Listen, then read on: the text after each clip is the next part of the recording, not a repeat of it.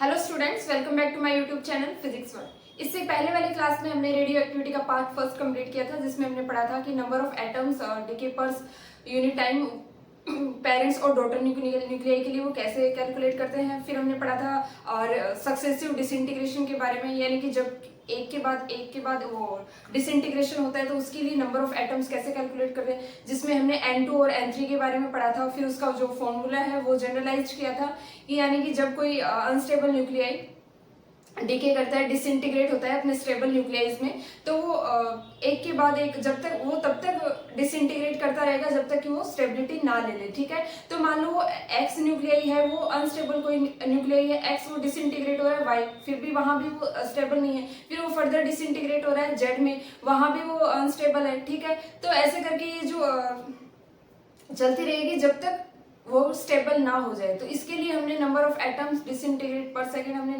Calculate किया था। फिर यहाँ से हमने देखा था N3 भी कैलकुलेट किया था, उसके लिए फॉर्मूला जनरलाइज किया था। तो ये सब चीजें हम रेडियो एक्टिविटी के बारे में बेसिक नॉलेज हम ले चुके हैं कि what are radioactive decays and what is radioactivity. इसके कुछ पार्ट्स पढ़ लिए थे हमने, जैसे 3 टाइप्स की होती है, अल्फा, बीटा एंड गामा। तो अगर आपने ये पहले वाली क्लास नहीं देखी है तो मैं आपसे रिक्वेस्ट करूंगी कि आप इससे पहले वाली क्लास मेरी देखें रेडियो एक्टिविटी की। अगर आपने वो नहीं देखी है तो ये वाला आपको समझ में नहीं आएगा। तो ये इसका रेडियो एक्टिविटी का सेकेंड पार्ट है, जिसमें आज हम पढ़ेंगे रेडियो एक्टिविटी के कुछ हाफ लाइफ और एवरेज लाइफ के बारे में इसकी। ठीक है, यानी मीन लाइफ टाइम और हाफ लाइफ, जिसको हम टी हाफ से डिनोट करते हैं। ठीक है, तो चलिए देखते हैं। तो आज का हमारा फर्स्ट टॉपिक है हाफ लाइफ टाइम। ठीक है, रेडियो एक्टिविटी के बारे में हमने पढ़ लिया था। तो हमारा जो नेक्स्ट है इस वीडियो का सेकंड पार्ट, वो कहाँ से शुरू हो रहा है, इसका हाफ लाइफ टाइम। अब ये हाफ लाइफ टाइम आपने खूब पढ़ा होगा, 11th-12th में, बीएससी में भी पढ़ा होगा। हाफ लाइफ टाइम को आपने देखा होगा टी हाफ से डिनोट करते हैं। ठीक है, इसको किससे डिनोट करते हैं, सबसे पहले ये देख लो, इसको टी हाफ से डिनोट करते हैं। अब ये हाफ लाइफ टाइम होता क्या है। ठीक है, तो हाफ लाइफ टाइम का आपको पता होगा, जैसे देसी भाषा में बात करें तो हाफ लाइफ टाइम का मतलब तो यही समझेंगे ना, आधी जिंदगी हो जाना, आधी जिंदगी का बीत जाना। ठीक है, तो उसी को हम क्या बोल रहे हैं, हाफ लाइफ टाइम। अब देखो, जैसे कोई भी मैंने ये रेडियो एक्टिव सैंपल ले लिया, कोई भी रेडियो एक्टिव सैंपल ले लो। रेडियो एक्टिविटी का मीनिंग ही क्या है कि कोई अनस्टेबल न्यूक्लियाई जिसका डिसइंटीग्रेशन होना होता है, यानी कोई भी अनस्टेबल न्यूक्लियाई जो क्या होगा, अपने आप को स्टेबल रखने के लिए किसी अदर न्यूक्लियाई में, यानी ऐसे न्यूक्लियाई में अपने आप को डिसइंटीग्रेट कर लेगा। ठीक है, और साथ में कोई भी एक्स्ट्रा जैसे रेडिएशन एमिट करेगा या फिर कोई भी पार्टिकल एमिट करेगा। अब वो आपने पहले पढ़ लिया कि वो पार्टिकल बीटा पार्टिकल्स भी हो सकते हैं, अल्फा पार्टिकल्स भी होते हैं, तो ये सब आप पढ़ के आए हो। ठीक है, alpha, beta and gamma decays में रेडियो एक्टिविटी के बेसिक नॉलेज में आपने पढ़ा है। लेकिन आज हम पढ़ रहे हैं हाफ लाइफ टाइम में।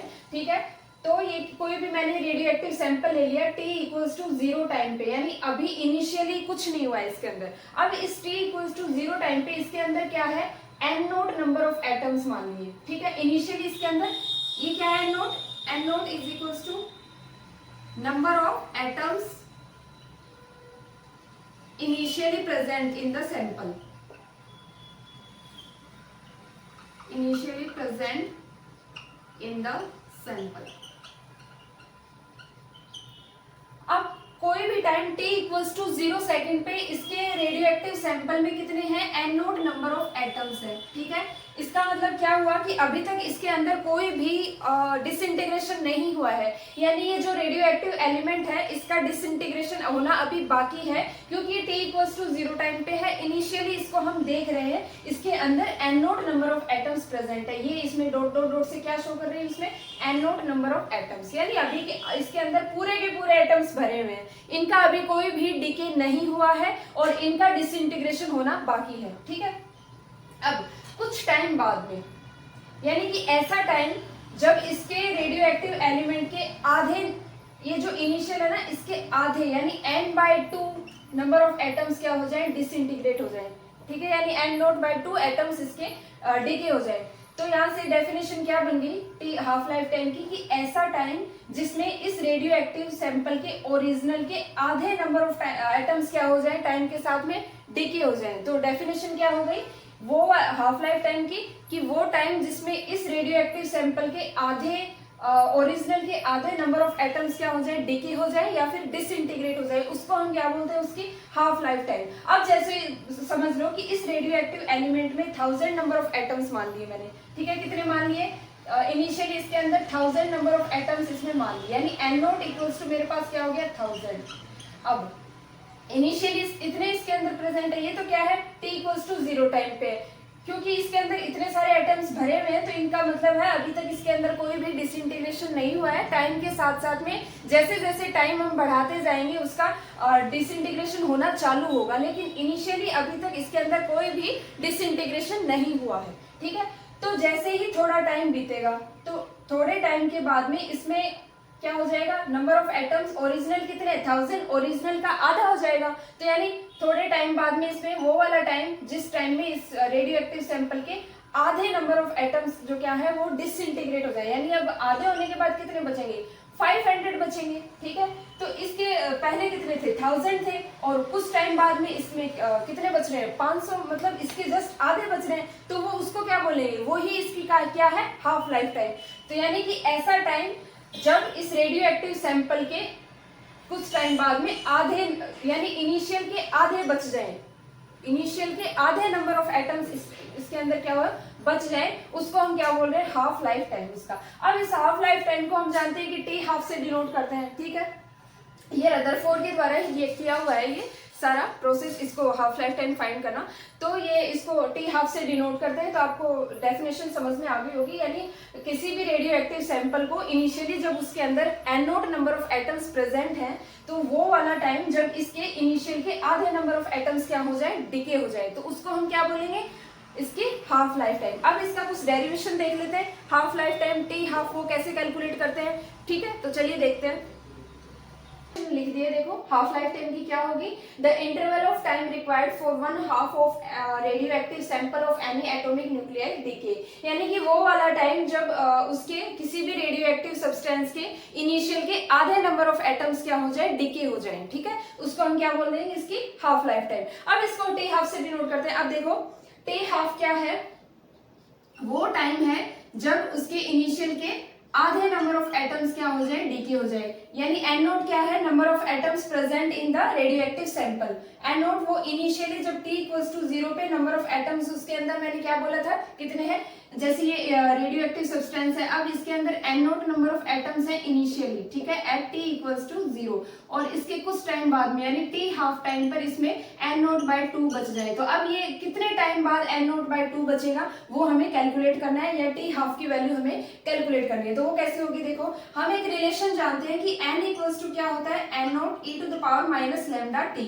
अब ये जो रिलेशन है वो कैसे कैलकुलेट किया था हमने, कल वाली क्लास में कैलकुलेट किया था, रेडियो एक्टिविटी जब पढ़ी थी तब, कि यानी कि जब नंबर ऑफ एटम डिसइंटीग्रेट पर यूनिट टाइम होता है वो डायरेक्टली प्रोपोर्शनल होता है number of atoms that was previously present in the sample. तो यहाँ से मैंने क्या देखा था कि डी एन बाय जो डी टी है वो डायरेक्टली प्रोपोर्शनल होता है number of atoms that was previously present in the sample, originally, ठीक है, उसके डायरेक्टली प्रोपोर्शनल होता है। फिर मैंने देखा था कि जो डी एन है,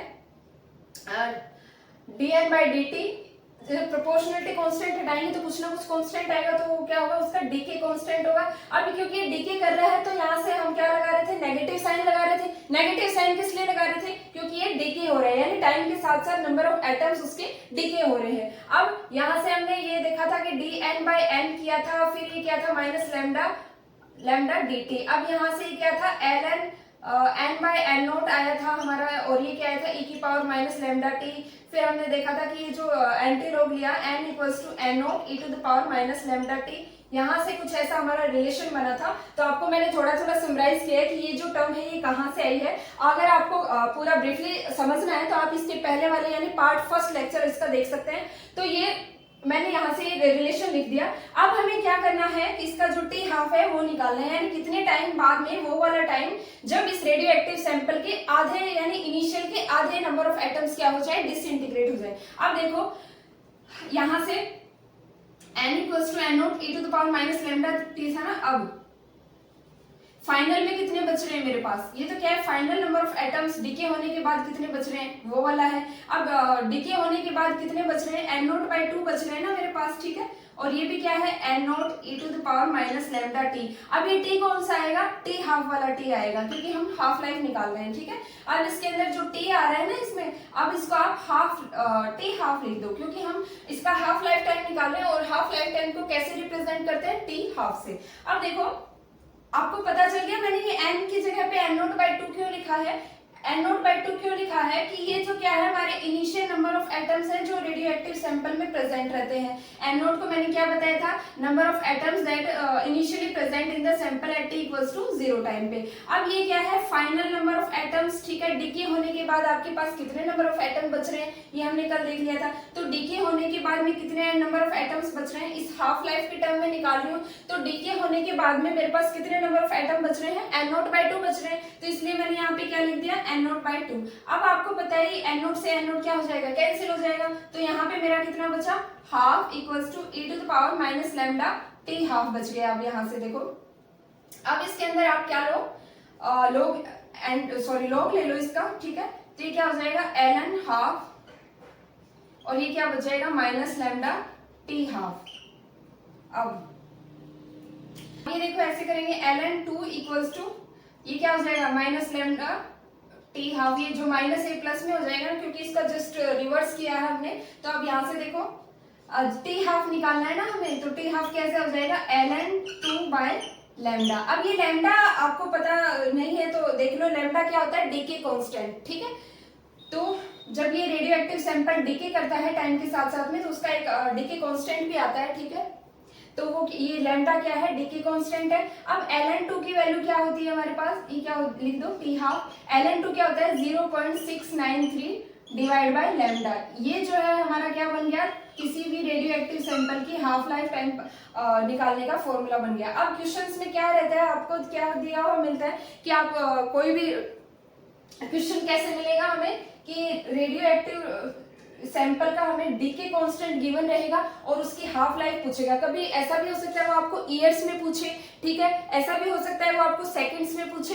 ईयर्स में पूछेगा तो आपको कुछ भी नहीं करना है, ठीक है। और जब सेकंड्स में पूछे तो आपको क्या करना है, नीचे डिवाइड कर देना है इससे, ठीक है। मल्टीप्लाई बाय 24 मल्टीप्लाई बाय 365, ये तो आपको आता होगा ना, ठीक है। इसको सेकंड्स में कन्वर्ट करना, ईयर्स में दिया हुआ तो आपको कुछ नहीं करना है डायरेक्टली, ठीक है, वो रखना है। और ये क्या करना है, जब सेकंड्स में पूछे तो सेकंड में क्या, पहले उसको आवर्स में करेंगे, ठीक है, फिर उसको सेकंड्स में करेंगे और ये इस तरीके से हम इसको कैलकुलेट कर लेंगे। तो यानी ये जो टी हाफ है ये हम कैसे कैलकुलेट कर सकते हैं, जब हमको डीके कांस्टेंट पता हो। ऐसा कभी नहीं होगा कि आपको रिएक्शन में या कोई भी क्वेश्चन में डीके कांस्टेंट गिवन ना हो, आपको कुछ ना कुछ डीके कांस्टेंट गिवन रहेगा। तो आप डीके कांस्टेंट अगर गिवन है तो आप उसकी हाफ लाइफ इजीली निकाल सकते हैं। यहाँ से आप ऐसा भी कर सकते हैं, लैम्डा इक्वल्स टू, यानी अगर आपको हाफ लाइफ गिवन है और डीके कांस्टेंट गिवन नहीं है तो आप उसको ऐसे भी निकाल सकते हैं, इसको इधर ले जाओ, 0.693 डिवाइड बाय टी हाफ, ठीक है।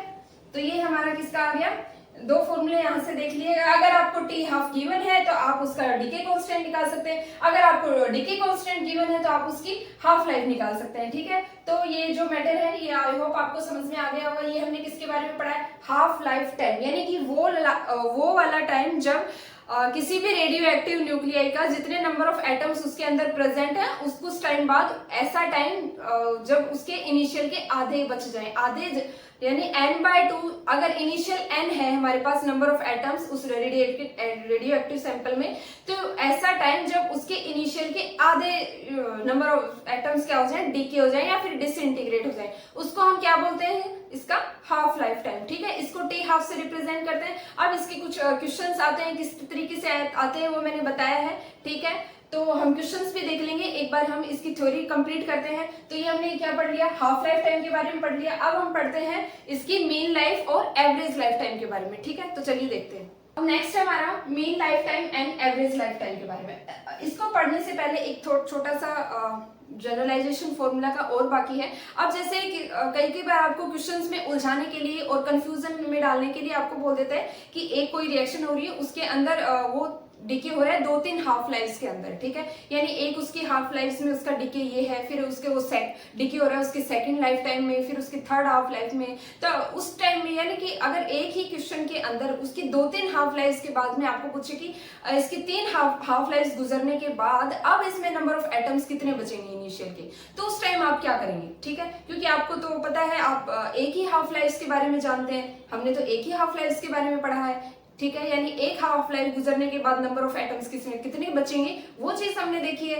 तो ऐसे करके जब 2-3 हाफ लाइफ पास हो जाती है, थर्ड हाफ लाइफ के बाद नंबर ऑफ एटम कितने बचेंगे। हो सकता है आपसे ये भी पूछ ले कि इस क्वेश्चन के अंदर 4 हाफ लाइफ हो रही हैं, तो 4 हाफ लाइफ के बाद में इस नंबर ऑफ एटम्स कितने बचेंगे, ठीक है। तो वो तो आपको नहीं पता ना, तो वो कैसे करते हैं उसको चलिए सीखते हैं।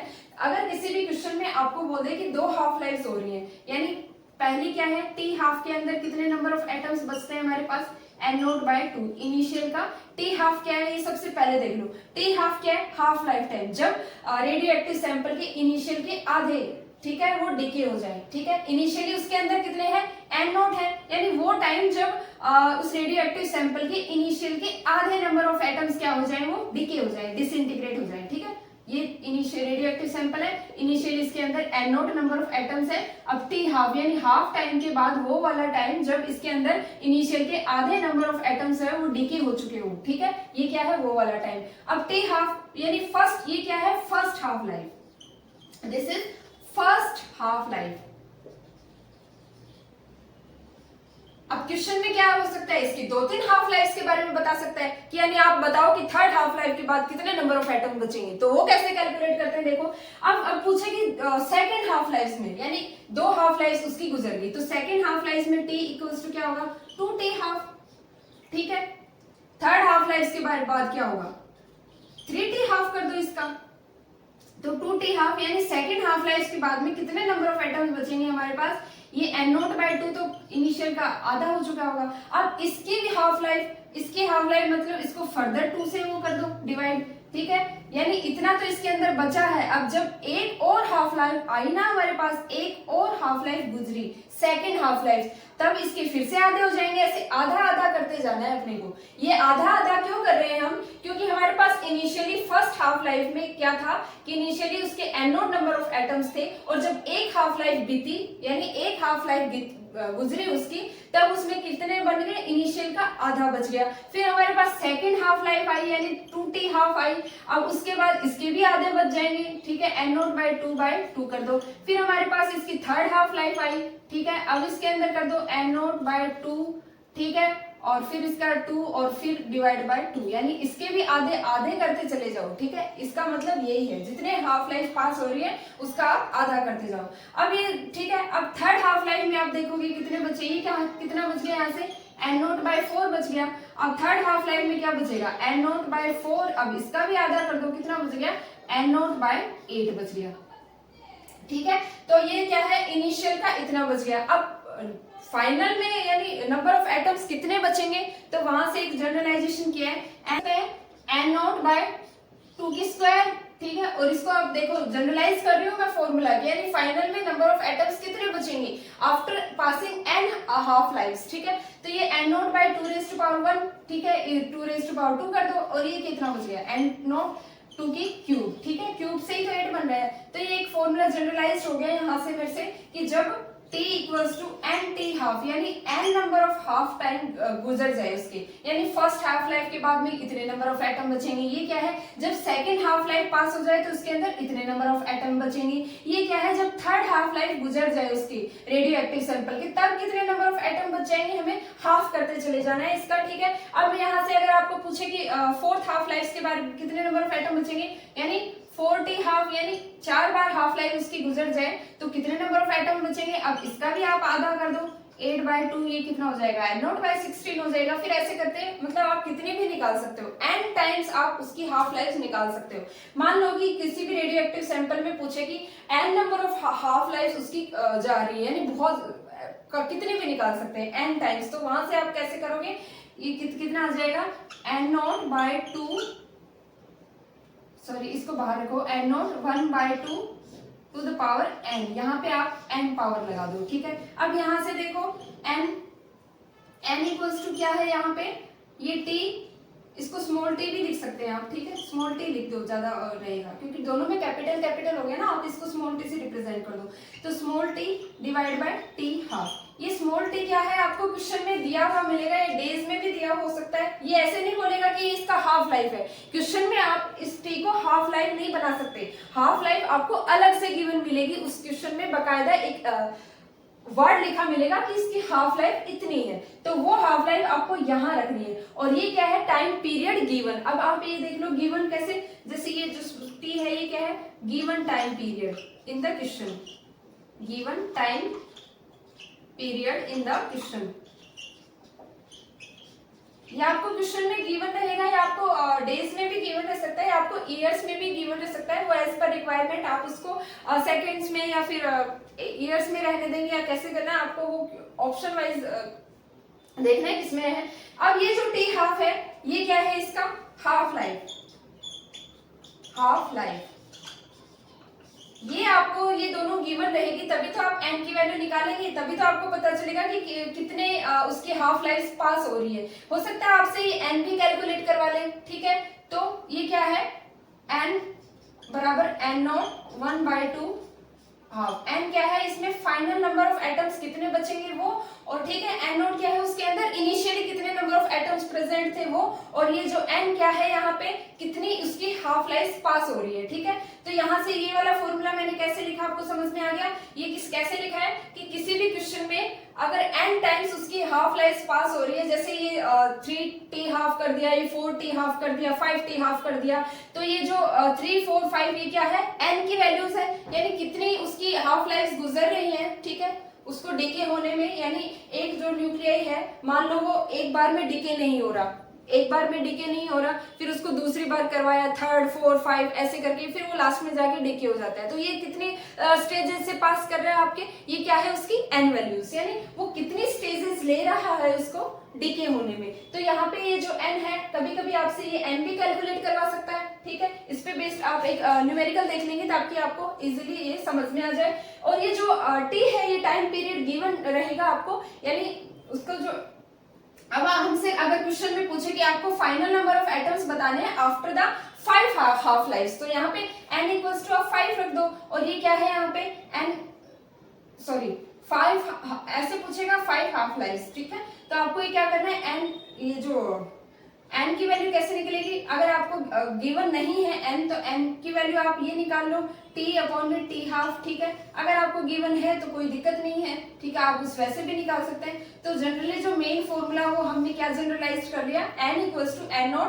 Half to the power n। अब यहाँ से हम न्यूमेरिकल्स कैसे आते हैं, कैसे करेंगे, वो इसके नेक्स्ट वीडियो में करेंगे, क्योंकि आज हम थ्योरी देख रहे हैं किसकी, हमने हाफ लाइफ टाइम के बारे में पढ़ लिया, अब हम पढ़ेंगे इसकी मेन लाइफ टाइम और एवरेज लाइफ टाइम। एक बार आप कमेंट डाउन करके ऐसे बता देना कि आपको ये समझ में आया है या नहीं आया। वैसे तो इसको समझने में कोई प्रॉब्लम नहीं है, क्योंकि हमने बहुत बेसिक से इसको देखा है। ये क्या है, n final number of atoms जो हमें कैलकुलेट करवा रहा है क्वेश्चन में कि इतने हाफ लाइफ पास होने के बाद उसके अंदर फाइनल कितने नंबर ऑफ एटम्स बचते हैं, ये वो है। और ये जो n0 है वो क्या है, उसके initial number of atoms that was present in the radioactive sample, ठीक है। और ये जो n है वो यहाँ से कैलकुलेट कर सकते हैं, t है ये इसका टाइम पीरियड है जो गिवन रहेगा क्वेश्चन में, और ये जो t हाफ है ये मेंशन रहेगा उस क्वेश्चन के अंदर कि इसकी हाफ लाइफ, आगे उसकी हाफ लाइफ मेंशन रहेगा। जब तक आप उसको ये ना पढ़ लो, आप उल्टा नहीं कर सकते इसको। यहाँ पे ये नहीं है कि आप जैसे डेज में कुछ दे दिया टाइम पीरियड की न्यूक्लियाई इतने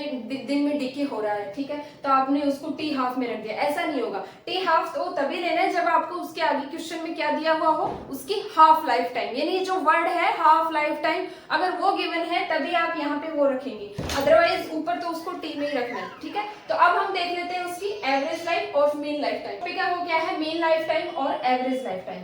कुछ कभी कभी इसको कुछ बुक्स में इसको टो से भी डिनोट कर देते हैं, ठीक है, इसको टी से भी डिनोट कर देते हैं, तो टी एवरेज से भी डिनोट कर देते हैं, ठीक है, तो आप इस पे कंफ्यूजन मत डालना। अब देखो मेन लाइफ टाइम और एवरेज लाइफ टाइम क्या होती है। ये मान लो हमारे पास कोई भी रेडियोएक्टिव सैंपल है, इनिशियली वही बात सेम रिपीट करूंगी, इसके अंदर n0 नंबर ऑफ एटम्स है at t equals to 0 time बाद में। अब ये वो वाले एटम्स हैं जिनका डिसइंटीग्रेशन होना भी बाकी है, ठीक है, यानी अभी तक ये डिसइंटीग्रेट नहीं हुए हैं, ये क्या है, इनिशियली है, यानी मेरे हाथ में कोई एक ऐसा सैंपल है, मैंने वहां से टाइम स्टार्ट नहीं किया है, उसका काउंट नहीं किया है डिके होने के लिए, मेरे पास एक सैंपल है हाथ में। अब मैंने बोला है कि इस सैंपल के अंदर मेरे पास n not number of atoms है। जैसे मैं इसका टाइम काउंट करूंगी स्टॉप वॉच लगा के, मैंने मान लो स्टॉप वॉच लगा ली और अब देख रही हूँ कि कितने टाइम बाद में डिके होना स्टार्ट करेंगे। तो मैंने स्टॉप वॉच तो लगाई नहीं है ना पहले, क्योंकि मैंने हाथ में एटम लिया है, उसके बाद ही तो स्टॉप वॉच लगाऊंगी। तो वो पहले जो लिया है ना हाथ में रेडियो एक्टिव सैंपल, वो क्या होगा, इनिशियली हो गया,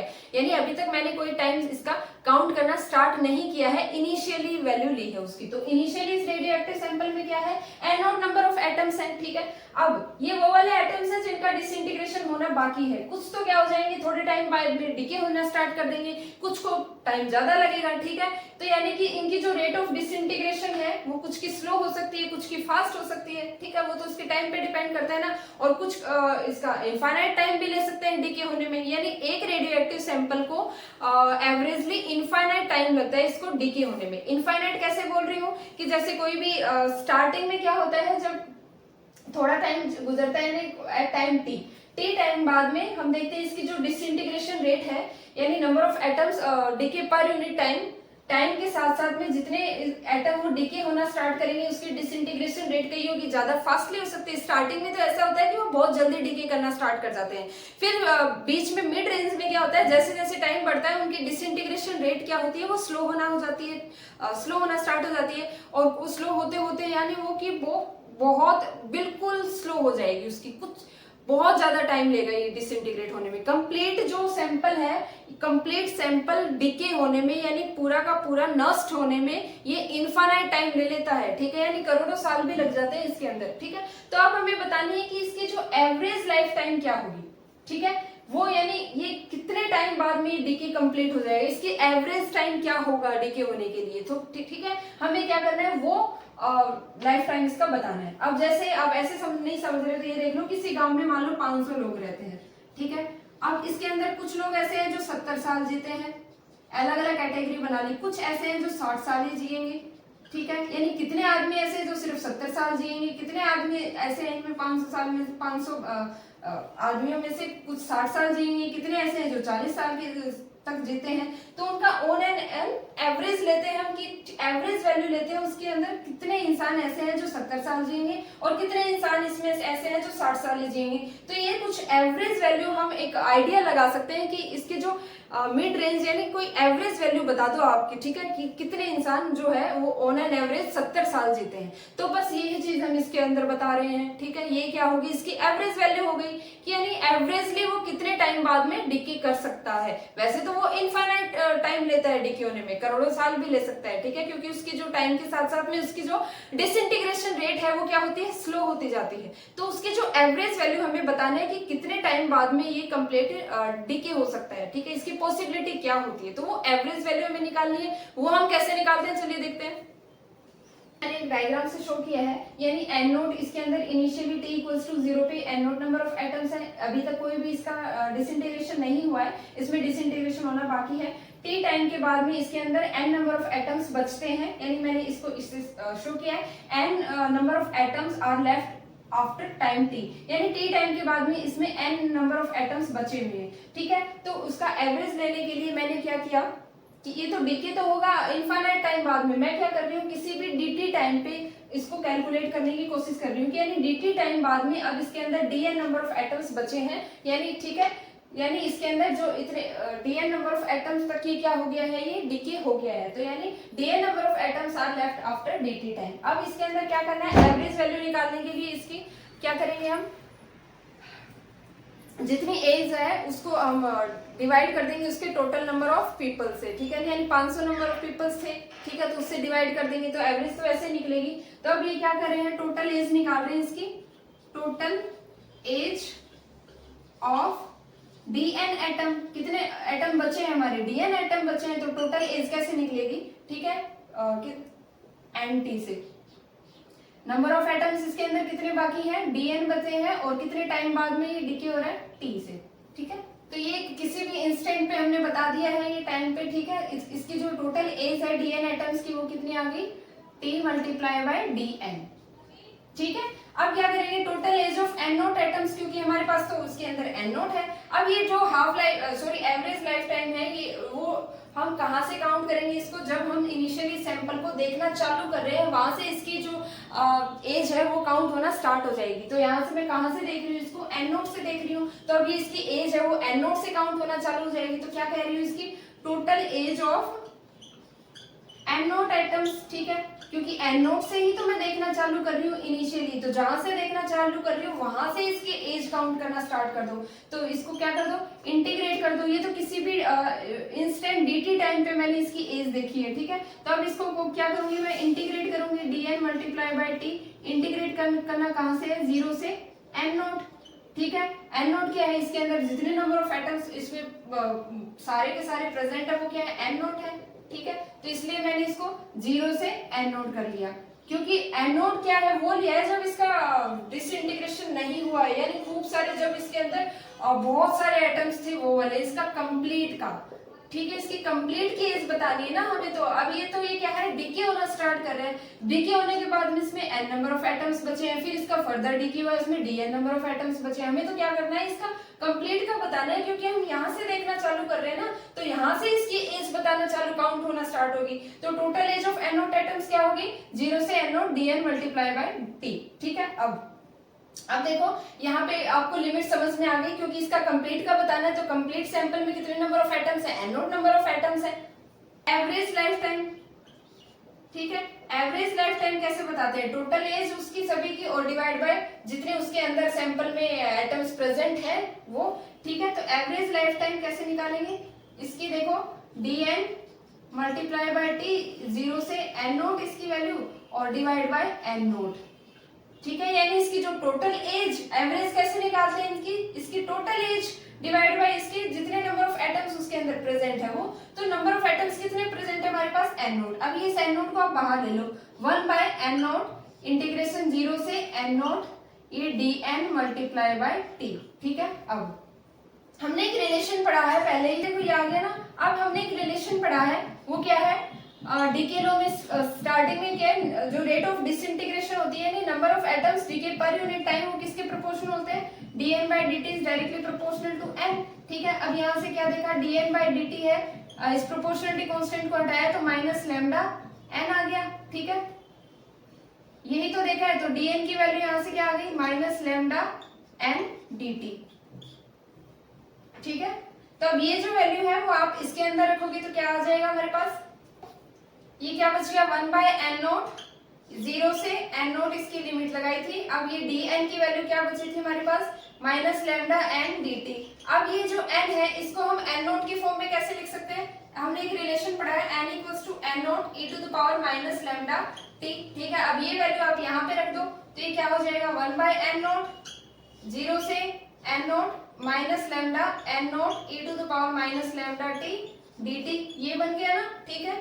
एक बार आप इसको नोट डाउन कर लो, फिर मैं इसको रफ कर रही हूँ, जगह नहीं था तो मैंने इसको रफ करके लिख दिया। तो हमारे पास इनिशियली इक्वेशन क्या था, 1 बाय एन नोट, 0 से एन नोट टी dn था। फिर हमने क्या देखा था, dn को हम कैसे लिख सकते हैं, हमारे डीके लॉ से नंबर ऑफ एटम्स डीके पर यूनिट टाइम वो किसके डायरेक्टली प्रोपोर्शनल होता है, number of atoms that was previously और initially present in the sample, ठीक है। यहाँ पे फिर हमने प्रोपोर्शनलिटी कांस्टेंट हटाया तो माइनस लैम्डा एन ये लगा दिया, ठीक है। अब ये जो वैल्यू है ये यहाँ आ गई। अब इसकी फिर वैल्यू हमने क्या कर दिया था, एन की वैल्यू हमने यहाँ पे रख दी थी, ये t है यहाँ पे, तो यहाँ पे वैल्यू रखी तो मेरे पास ये बन गया, ये क्या है, n इक्वल्स टू, ये जो n है इसको हमने n नोट की फॉर्म में चेंज किया है, ये हमने रिलेशन पढ़ा था कल, ठीक है। तो अब यही वैल्यू मैंने इसके अंदर रखी है। अब देखो n नोट को बाहर ले लो, n नोट से n नोट कैंसिल हो जाएगा, तो हमारे पास बाहर क्या बचा, माइनस लैम्डा, ये कांस्टेंट है इसको बाहर लाओ, 0 से n नोट और ये e to the power minus lambda t dt, ठीक है। अब इसके अंदर क्या है, लिमिट भी t के अंदर चेंज होगी, तो आप लिमिट चेंज करो, ठीक है। लिमिट चेंज करेंगे तो माइनस लैम्डा 0 से, तो लिमिट चेंज करते हैं, ये क्या है, इनिशियली उसके अंदर N naught number of atoms थे, ठीक है। जब N naught number of atoms थे, इसका मतलब तब कोई डिसइंटीग्रेशन नहीं हुआ है उसमें, t इक्वल्स टू 0 टाइम पे, तो ठीक है। इनिशियली उसके अंदर N naught number of atoms थे और वो क्या था, इनिशियली t इक्वल्स टू 0 पे, तब कोई डिसइंटीग्रेशन नहीं हुआ था। तब हमें बोल सकते हैं कि कितना उसको डिसइंटीग्रेट होने में टाइम लगेगा, इनफाइनाइट टाइम लगेगा, क्योंकि तब तो इनिशियल वैल्यू थी ना, स्टार्ट हुआ ही नहीं था डिसइंटीग्रेशन, तो उसमें टाइम में हमने क्या बोला कि इसको इनफाइनाइट टाइम लगेगा। तो यहाँ पे क्या है, 0 टाइम में, ठीक है। तो जीरो टाइम में मैंने क्या बोला इसको, जब ये डिसइंटीग्रेट स्टार्ट नहीं हुआ था, जीरो टाइम यानी ये जीरो वैल्यू यानी उसके अंदर जब कोई भी इनिशियली जब उसको स्टार्ट देखा था हमने, तब उसके अंदर हमने बोला था इसको डिसइंटीग्रेट होने में कितना टाइम लगेगा, उसको इनफाइनाइट टाइम लगेगा। तो यहाँ ठीक है, तो इनिशियली इसको इनफाइनाइट बोल दिया, और कंप्लीट एन नोट के एन नोट एटम्स का डिसइंटीग्रेशन होने में कितना टाइम लगेगा, उसको जीरो टाइम बोल दिया। तो यहाँ से यानी एन नोट के एन नोट कंप्लीट एटम्स को डिसइंटीग्रेट होने में उसमें जीरो टाइम ले रहा है, ठीक है। तो माइनस लैम्डा इनफाइनाइट से zero T E to the power minus lambda T D T. अब यहाँ से देखो इसके लिमिट्स को रिवर्स करो आप, तो लिमिट को जब रिवर्स करेंगे यहाँ से देखेंगे माइनस लैम्डा जो है वो प्लस में आ जाएगा जब लिमिट जीरो टू इनफाइनाइट हो जाएगी, और ये क्या हो जाएगी T minus lambda T D T.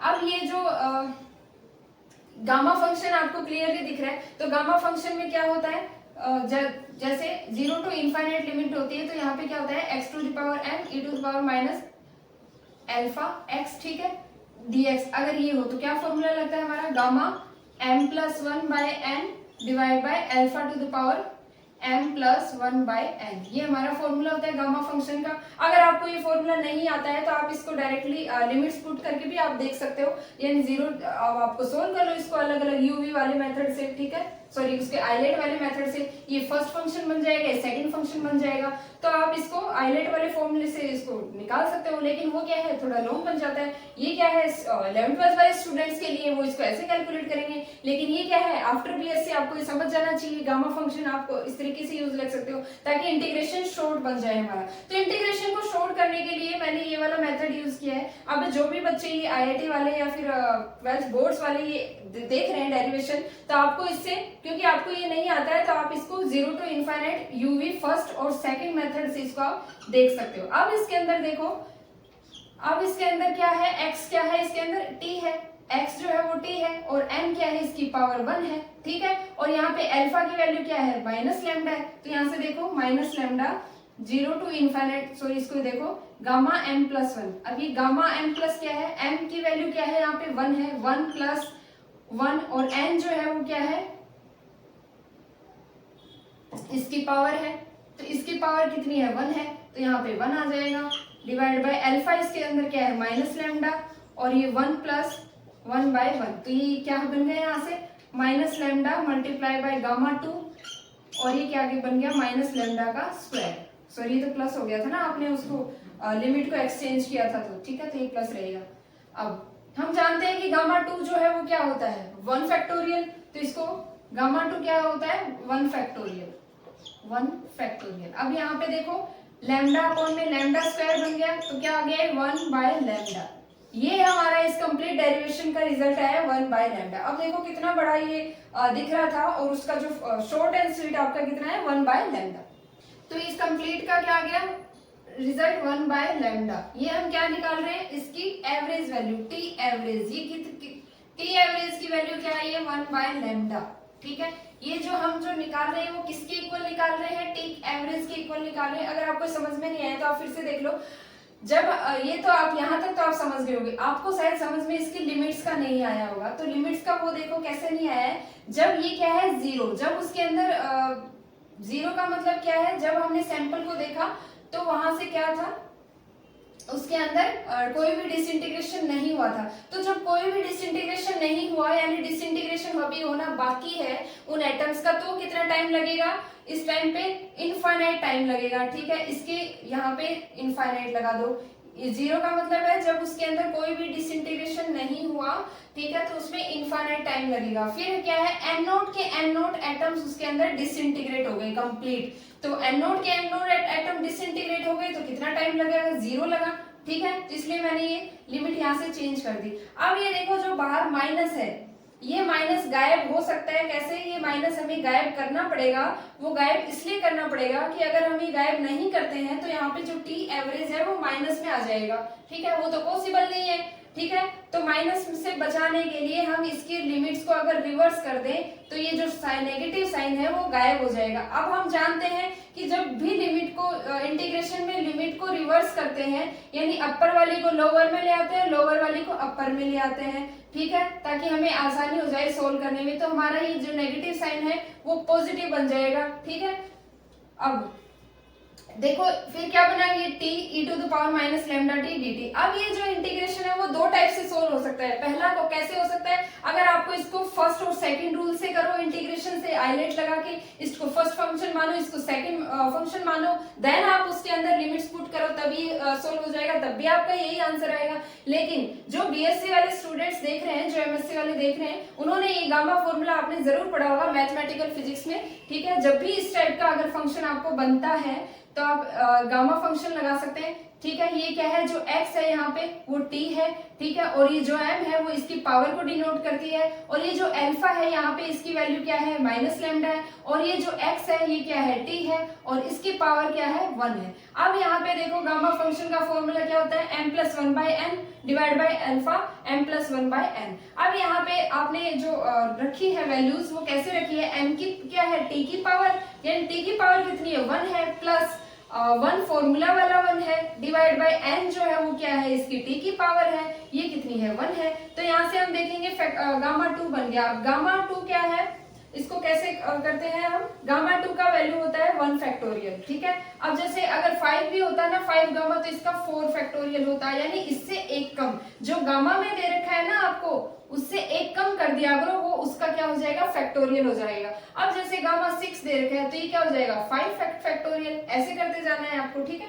तो ये यहाँ से क्या हो गया, माइनस लैम्डा का स्क्वायर बन गया। अब माइनस में है, उसके ऊपर स्क्वायर लग रहा है तो ये पॉजिटिव हो जाएगा, तो यहाँ से लैम्डा कैंसिल हो जाएगा, और ये क्या है, गामा 2, इसका मतलब होता है 1 फैक्टोरियल। अब 1 फैक्टोरियल क्या होता है, 1 होता है। तो यहाँ से कंप्लीट डेरिवेशन करने के बाद में मेरे पास रिजल्ट क्या बचा है, 1 बाय लैम्डा, यानी इसकी जो मीन लाइफ टाइम है, इसकी जो एवरेज वैल्यू है वो कितनी आई है, टी एवरेज इसकी 1 बाय लैम्डा आई है। अब देखो इसको फर्दर कैसे करते हैं, हमारे पास कितनी आ गई, 1 बाय लैम्डा। अब इसको हाफ लाइफ में कैसे लिखना है, हम जानते थे कि टी हाफ इक्वल्स टू हमारे पास क्या होता है, क्या निकाला था, इसके half life time 0.693 divide by lambda. Lambda यहाँ पे क्या है, डीके कांस्टेंट है। अब 1 बाय लैम्डा इक्वल्स टू कितना है हमारे पास, टी हाफ, यहाँ से निकालो 1 बाय लैम्डा की वैल्यू कितनी आ जाएगी, T half divide by 0.693 equals to 1 upon में लैम्डा। अब देखो यहाँ पे इसको टी एवरेज की फॉर्म में लिखो, तो 1 बाय लैम्डा की वैल्यू कितनी है, ये 1 बाय लैम्डा, अब 1 बाय लैम्डा की वैल्यू कितनी है यहाँ पे, टी हाफ डिवाइड बाय 0.693। अगर आपको हाफ लाइफ दे रखी है क्वेश्चन में तो आप इसकी टी एवरेज भी निकाल सकते हैं, इसको सिंपली डिवाइड करके 0.693 से, ठीक है। आप इस रिलेशन को इन दोनों में आप कंबाइन कर सकते हैं, ठीक है। तो ये हमारा रिलेशन बन गया टी एवरेज का, ये 1 बाय लैम्डा की 1 बाय लैम्डा इसकी एक्चुअल वैल्यू है, तो अगर लैम्डा निकालना है तो हमारे पास हम क्या कर देंगे, 1 अपॉन में टी एवरेज, ठीक है, T average. Sometimes T average को हम टो से भी डिनोट करते हैं, तो लैम्डा इक्वल्स टू 1 अपॉन में टो, ऐसे भी बन सकता है। अब ये हाफ लाइफ अगर गिवन है तो आप इस फॉर्म में भी निकाल सकते हैं, ठीक है। तो दोनों रिलेशन बन गए हम इसको सोल्व करने के लिए। तो अगर आप ये देखेंगे, इसको फर्दर कैलकुलेट करेंगे तो क्या बन जाएगा, 1.44 टी हाफ बन जाएगा, क्योंकि 1 अपॉन में 0.693 की वैल्यू कितनी होती है, 1.44 टी हाफ, ठीक है। तो आज की क्लास में हमने क्या पढ़ लिया, इसकी हाफ लाइफ टाइम पढ़ ली किसी भी रेडियो एक्टिव सब्सटेंस की, और उसकी क्या पढ़ ली, एवरेज लाइफ टाइम, दोनों हमने फॉर्मूले देख लिए। तो आज की क्लास में बस इतना ही। कल की क्लास में हम इसके बेस्ड कुछ न्यूमेरिकल्स देखेंगे, जिसमें हम हाफ लाइफ भी कैलकुलेट करेंगे, उसकी मीन एवरेज लाइफ भी कैलकुलेट करेंगे, कुछ आईआईटी और जेईई और सीएसआई नेट के या फिर आईआईटी जैम के कुछ बेस्ड इस पे क्वेश्चंस देखेंगे, ताकि आपको इसके रेडियो एक्टिविटी की अच्छी प्रैक्टिस हो जाए, ठीक है। उसके बाद हम एक छोटा सा टॉपिक और बचता है इसके अंदर, वो है एक्टिविटी के बारे में, तो वो भी पढ़ लेंगे, ताकि ये जो चैप्टर है वो आपको कंप्लीटली एक प्लेलिस्ट में मिल जाए, और रेडियो एक्टिविटी से जितनी भी प्रॉब्लम्स आती हैं आप उसको इजीली असाइनमेंट्स वाले क्वेश्चन आप कर सकते हैं, ठीक है। तो आज की क्लास में बस इतना ही, मिलते हैं कल एक नई क्लास के साथ, तब तक के लिए बाय, गुड नाइट।